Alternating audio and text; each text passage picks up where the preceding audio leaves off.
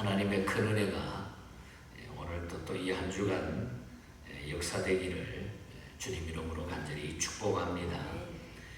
13장부터 28장까지는 그 예언의 대상이 하나님의 선민에서 모든 열방으로 이렇게 바뀌게 되는 이런 메시지를 우리가 성경을 보면서 읽으면서 느낄 수가 있습니다.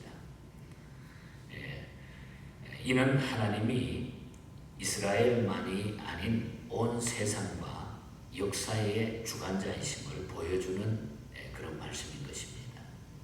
한편 오늘 읽은 13장과 14장은 두 장에는 바벨론의 멸망에 대한 이런 말씀이 자세하게 소개되고 있습니다.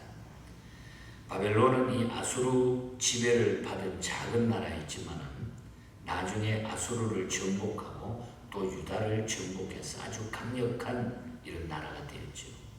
그러나 이 바벨론은 결국 죄와 교만 때문에 하나님 앞에 멸망당하는 이런 역사가 지구상에 나타나는 것을 이미 지나간 역사 속에서 우리는 예언의 말씀인 이 당시의 말씀을 통해서 이미 볼 수가 있는 것입니다. 바벨론이 죄로 인해서 멸망당하는 모습을 보면서 우리의 죄에 대한 자세가 어떠해야 될까? 그래서 오늘 아침에는 죄가 주는 교훈, 죄 짓고 망했던 이 바벨론의 이 역사를 우리가 바라보면서 죄가 주는 교훈을 우리의 삶 속에 연결해서 한번 깊이 생각하는 아침이 됐으면 좋겠습니다. 먼저 1절부터 5절 사이를 보면은 우리는 죄를 미워해야 된다 하는 것을 분명히 느낍니다. 죄를 미워하라는 것입니다. 이사야는 본장에서부터 23장까지 이방 열국에 대한 하나님의 심판을 계속 예언하고 있습니다. 오늘 1절에 보면은 그 말씀이 나타납니다. 이사야는 여기서 재앙에 대한 하나님의 은밀하시고 친밀하신 계획을 알려주고 계십니다. 또한 죄에 대한 경각심도 알려주고 있습니다. 하나님께서는 한 나라가 범죄하면 다른 나라들을 일으켜 세워가지고 그 죄를 심판하신다는 거죠. 이것이 하나님의 통치 방법이었습니다. 하나님께서는 유다의 핍박자인 바벨론을 이제 심판하기 위해 가지고 군대를 동원하십니다. 2절에 보면 군대를 동원하죠. 그래서 하나님께서는 민둥산 위에 기치를 세우고 소리를 높여 열국을 부르며 손을 흔들라 이렇게 2절에 말하고 있습니다. 여기에 민둥산이라고 하는 것은 나무가 하나도 없는 산을 말하죠. 민둥한 나무가 없는 산을 가리킵니다. 그리고 기치는 군기를 말합니다. 군의 깃발, 군기 이걸 의미합니다. 그래서 하나님께서는 바벨론과 대적하기 위해서 벌거숭이 산에다가 군기를 세우고 큰 소리로 손을 흔들면서 열국들을 부르라는 거예요. 그러면 그게 잘 보이잖아요. 나무가 없고 민둥산이기 때문에 길을 다 꼭꼭 부르면 잘 보이기 때문에 옆에 있는 열국들이 모여들어가지고 한패가 될 것이다. 그렇게 하라는 거예요. 하나님께서는 그들로 하여금 3절에 보면 그래서 그렇게 해서 당신의 노를 풀게 하겠다. 내가 지금 화나 있다. 내가 너희들이 죄 때문에 너희들의 교만 때문에 내가 화가 나 있는데 내가 그렇게 해서 바벨론을 멸망시켜 노를 풀게 하겠다. 하나님이 그렇게 말씀하고 있습니다.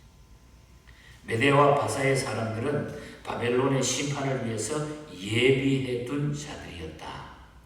이걸 보면은 하나님의 그 깊은 뜻을 우리가 알 수가 있죠.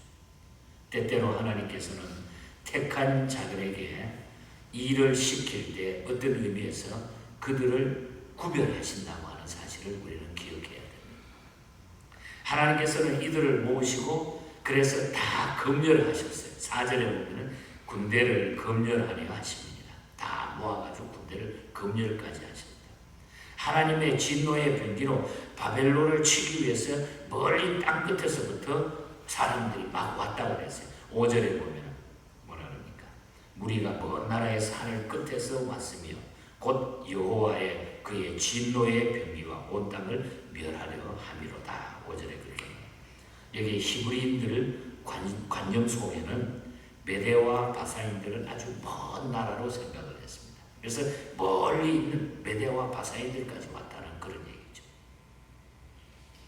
하나님께서는 바벨론이 범죄하자 다른 나라를 일으켜가지고 그 죄를 심판하십니다. 바벨론의 무력이 아무리 강하다고 해도 하나님께서 치시면 패할 수밖에 없다는 거죠. 우리도 죄를 멀리하며 경건하게 살아야 된다. 그래서 우리는 죄를 미워해야 된다. 죄를 미워하지 않고 죄를 삶 속에 그대로 묻고 가거나 짊어지고 다니다가 보면은 결국 우리는 그 죄 때문에 우리가 망하게 된다. 패망하게 된다. 그래서 우리는 빨리 주께로 돌아와야 돼. 주님이 우리의 마음문을 두드릴 때 빨리 안에서 우리는 얘기하면서 그 마음문을 활짝 열어야 된다는 거죠. 그래서 죄를 미워해야 된다. 두 번째 교훈은 6절부터 16절 사이를 보면은 죄가 관영하면은 망하게 됩니다. 죄가 주는 경우, 죄가 자꾸 퍼지게 되면은 결국 망하게 된다는 거죠. 바벨론 왕 느부갓네살은 하나님의 선민을 학살하고 포로로 막 끌고 갔죠. 또 예루살렘 성읍을 다 파괴하고 성전을 막 불지르기도 했습니다. 이로 말미암아 하나님께서는 바벨론의 교만과 강포를 갚으십니다. 이 내용이 더 자세한 것은 우리가 예레미야 51장에 가서 33절 이하를 쭉 읽어보면 여기에 대한 그 강포를, 그 교만에 대한 강포를 하나님이 어떻게 하실 것인가 이야기가 더 자세히 나옵니다. 여호와의 날이 가까웠기 때문에 바벨론이 애곡할 것이라. 그래서 여호와의 날이 이제 가까워, 심판의 날이 가까웠기 때문에 이제 바벨론은 울면서 통곡하게 애곡하게 될 것이다. 그래서 6절에 보면 그러잖아요. 너희는 애곡할지어다. 여호와의 날이 가까우니 전능자에게서 멸망이 임할 것이미로다. 그 멸망이 찾아오기 때문에 너희들은 이제 애곡하게 될 것이다. 여호와의 날은 죄인들에게는 심판의 날이요 하나님을 경외하는 자에게는 구원의 날이라고 했습니다. 하나님을 경외하는 자에게는 구원의 날이 되지만 죄인들에게는 그것이 바로 애곡의 날, 심판의 날이라는 것. 그날 여호와께서는 만군의 하나님으로 모든 악을 물리치시기 위해서 갑자기 임하신다고 그랬습니다. 바벨론이 하나님의 심판을 받을 때에 그들의 손이 피곤해지고 마음은 녹을 것이라 그랬어요. 마음은 녹을 것이다. 또 그들의 괴로움과 슬픔 때문에 오늘 성경에 보니까 어떻게 해산이 임박한 여자같이 서로 보며 놀라고 얼굴은 불꽃 같을 것이다. 오늘 7절과 8절에 보면 이들은 하나님의 뜻과는 반대로 교만하고 포악했기 때문이라는 거예요. 9절에 보면 우리도 하나님의 통치의 테두리를 벗어나면 즐겁고 번성하는 것 같지만 궁극적으로 마음의 평안이 없고 모든 것에 피곤함을 느끼게 되는 거죠. 하나님을 떠나면 하나님의 통치의 테두리를 벗어나 버리면 내가 자유로운 것 같은데 결국은 그것 때문에 더 피곤해지고 더 고통과 더 괴로움을 우리가 느끼게 된다. 바벨론은 교만과 독재와 우상 숭배와 하나님의 백성을 핍박하는 것과 죄를, 이 모든 죄들을 다 죄라고 하는 것을 다 놓고 다 범했다는 것. 찾아다니면서 죄를 범했다는 것. 그런 모습이 이 바벨론에 나타나고 있는 것입니다. 그 중에 대표적인 죄가 뭡니까? 오늘 성경에서 본문에서 지적하는 것이 교만이에요. 11절에 보면 교만을 지적하고 있다. 그래서 하나님께서는 메대와 바사를 통해 가지고 바벨론을 멸망시키십니다.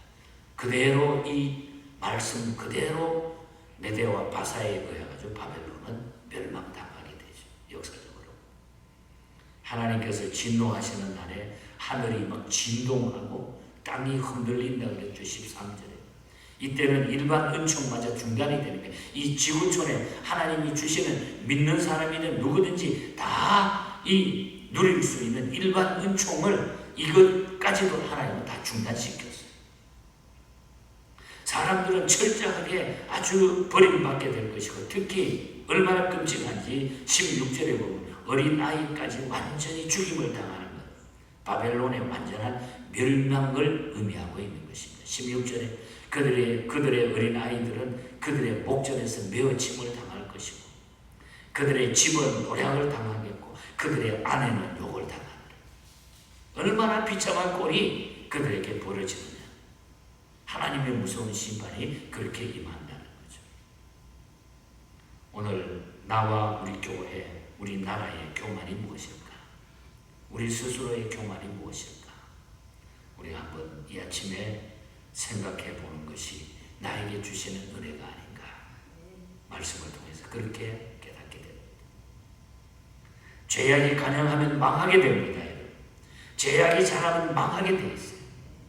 소돔과 고모라도 죄악이 관영하여 하나님의 심판을 받았어요. 창세기 18장과 19절을 읽어보면 죄악이 관영했다. 성경이 보면 그렇게 그 당시 범죄했으면 즉시 하나님께로 회개하고 돌아와야 돼.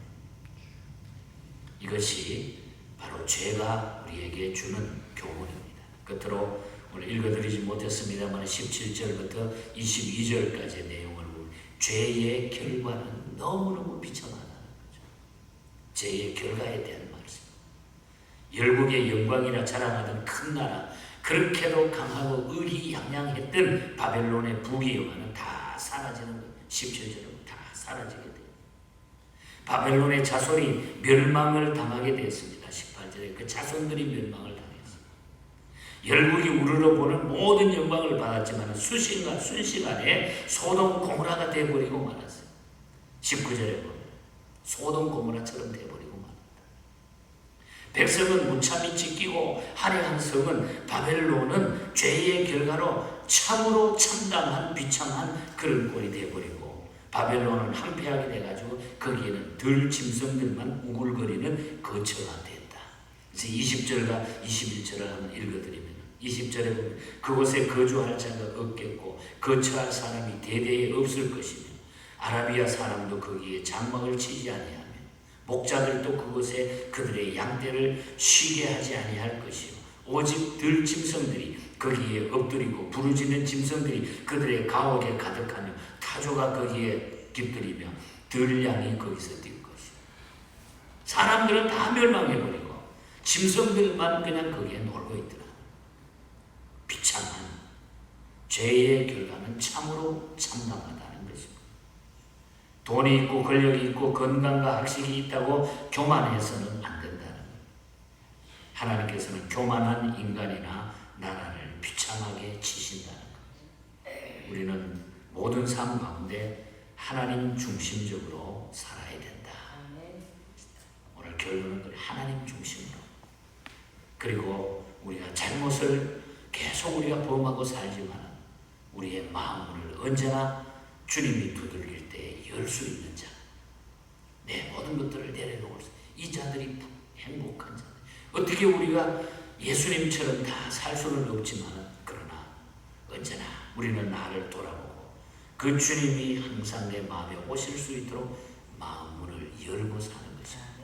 이것이 복 있는 자들. 영국교회 윌리엄 하우라고 하는 목사님이 쓴 찬송시를 오늘 아침에 우리가 고백했잖아요. 주 예수 대문 밖에. 이 찬송을 보면은 홀만 헌트의 그림이 생각나요. 홀만 헌트의 그림 보면은 문이 있는데 그 문 앞에는 문고리가 없어요. 안에 사람이 있는데 안에서 문을 열어주지 않으면은 그 문에 들어갈 수가 없어요.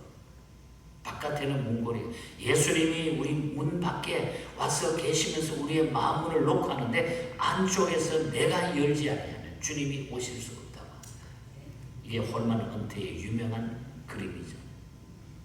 이 그림의 교훈이 오늘 주 예수 대문 밖에 기다려 서서나 단단히 잠가두니 못 들어오시네. 나 주를 믿노라고 그 이름 부르나 문 밖에 세워두니 참나의 수치라. 참나의 수치라. 3절 가사를 한번 고백해 볼까요? 주 예수 간곡하게 권하는 말씀. 내 죄로 죽을 나를 너 박대할소냐? 나 죄를 회개하고 곧 문을 여옵니다. 드셔서 자정하사 떠나지 마소서. 이제 내 마음문을 활짝 열고 내가 회개하는 말로 내 모든 삶을 내려놓고 하나님 내 문 활짝 엽니다. 주님 드셔서 자정하셔서 나를 떠나지 마시옵소서. 얼마나 놀라운 은혜입니까? 이것이 오늘 우리의 모습이 되었으면 좋겠어요. 죄가 주는 교훈은 무섭기도 하고 감사하기도 하고. 그래서 오늘 이 바벨론의 멸망을 통해서 주시는 이 교훈이 오늘 이 시대를 살아가는 저와 여러분들에게 깊은 뿌리가 되셔서 예수 잘 믿을 수 있는 주님과 함께하는 이런 삶을 사시고 오늘 하루도 이 믿음으로 기쁨으로 승리하시기를 주님 이름으로 간절히 축복합니다. 하나님 아버지 감사합니다. 감사합니다. 주님이 언제나 나와 함께 하시고 주님이 언제나 나를 부르면 우리는 달려가고 문을 열고 이렇게 살아가는 자들로 우리를 인도해 주셨음을 감사합니다. 이 믿음으로 주님 앞에 저 천국 가는 그날까지 하나님 끝까지 승리하게 하시고 주님을 찬양하는 저희들이 되게 하여 주시옵소서. 무겁고 힘든 아버지 어두컴컴한 죄악을 다 벗어던지게 해주시고 이 감켜있는 뭔가는 무거운 짐에 얽매여 있는 이 모든 것들을 내려놓을 수 있는 저희들이 되게 하여 주시옵소서. 오늘 하루도 이 한 주간도 예언의 우리 모든 가족들에게 이 죄의 자유함을 주시옵소서. 승리자들이 되게 하여 주시옵소서. 거룩하신 예수님 이름으로 기도하옵나이다. 아멘.